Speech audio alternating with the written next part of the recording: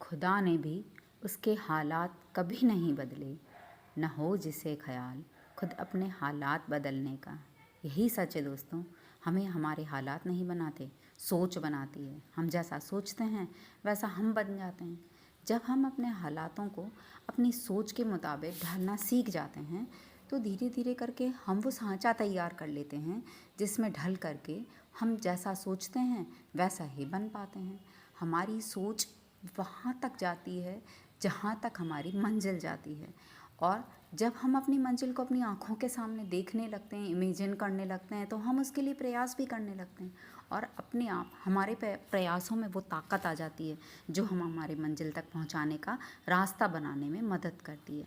सपने वो नहीं होते जो सोते समय दिखते हैं, सपने तो वो होते हैं जो हमारी नींद उड़ा देते हैं और जो हमें सोने नहीं देते, जो हमेशा हमें सचेत रखते हैं, जो हमेशा हमारे दिमाग में जुनून की तरह सवार रहते हैं, हमारी मंजिल पे पहुंचने का रास्ता बनाने के लिए सोचने पर मजबूर कर देते हैं। और हमेशा हम सोते जागते नींद में वही सोचते रहते हैं कि हम उस सपने को कैसे पालें। जब हम हमेशा ये सोचने लगते हैं I am the best, I am the best, तो हम अपने आप ही बेस्ट बन जाते हैं। जब हम बार बार खुद को आई एम द बेस्ट कहते हैं तो हम खुद को सेल्फ मोटिवेटेड हो जाते हैं और हम बार बार अपने आप को आगे बढ़ने के लिए प्रेरित करते हैं। अपने आप के ऊपर एक प्रेशर महसूस करते हैं कि अब तो हमको बेस्ट बनना ही है, इस दुनिया में अपने आप को साबित करना ही है।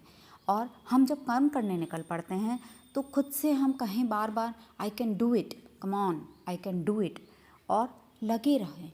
विसंगतियाँ आएँ, रुकावटें आएँ, कोई भी परेशानी आए, हम उनसे घबराएं नहीं, पीछे ना हटें, बल्कि हम वो रास्ता ढूंढें जिनसे हम उन्हें अपने फेवर में कर लें। और जब वो हमारे फेवर में हो जाएंगी तो हमें वो परेशान नहीं करेंगी, बल्कि वो हमारी ज़िंदगी में उन माइलस्टोन्स का काम करेंगी जिन्हें देख करके हमें ये पता पड़ता है कि हम कितना सफ़र तय कर चुके और एक माइलस्टोन हमारी लाइफ का कम हो गया, अब हम आगे बढ़ेंगे और आने दें दूसरे माइलस्टोन्स, उनको भी इसी तरह चुटकी बजाते में हम पार कर जाएंगे।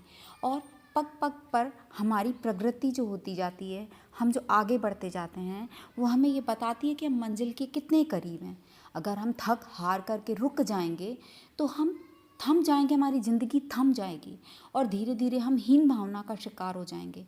अरे रुका हुआ पानी भी सड़ जाता है, लेकिन बहता पानी हमेशा निर्मल बना रहता है, पीने योग्य बना रहता है। कितना अच्छा लगता है उस पानी को देख करके, उसकी कलकल करती ध्वनि को सुन करके। इसलिए हमें बहता हुआ पानी बनना है और हमेशा अपनी ज़िंदगी को एक वेग, एक उत्साह, एक ताजगी और एक निरंतरता के साथ आगे बढ़ाते रहना है। कभी हार नहीं मानना, थक कर बैठना नहीं है, क्योंकि हर आने वाली असफलता या हार हमारी जड़ों को और मजबूत कर देती है, हमें पीछे की ओर नहीं खींचती, बल्कि एक एक हर्डल पार करते जाते हैं तो हम में एक नया उत्साह, नया जुनून आता जाता है। हाँ, हम कर सकते हैं, हम कर सकते हैं, देखो हमने कर लिया। जैसे छोटा सा बच्चा जब सीढ़ियाँ चढ़ना सीखता है, पहली सीढ़ी पर जब वो चढ़ता है तो गड़क जाता है, नहीं चढ़ पाता, लेकिन धीरे धीरे पहले एक चढ़ता है, फिर किसी दिन दो चढ़ जाता है और धीरे धीरे करके वो पूरी सीढ़ियाँ चढ़ना सीख जाता है। ऐसी ही ये ज़िंदगी है। हमें सबसे पहले अपने आप को उठने, चढ़ने, बढ़ने के लिए तैयार करना है और एक बार जब हमने राह पकड़ ली तो फिर रुकना नहीं है, परेशानियों से घबराना नहीं है, पीछे नहीं मुड़ना है। क्यों? क्योंकि हम ज़िंदगी की नींव बना रहे हैं। जब एक माली बांस का पेड़ बोता है तो जानते हैं क्या होता है? दूसरे दिन उसमें कुछ नहीं निकलता, एक सप्ताह बाद भी कुछ नहीं निकलता, एक महीने बाद भी कुछ नहीं निकलता, एक साल बाद भी कुछ नहीं निकलता उसमें से। अरे एक साल क्या, 5 साल बाद वो धीरे धीरे उगना शुरू होता है। लेकिन माली सब्र के साथ उसकी देखभाल करता है।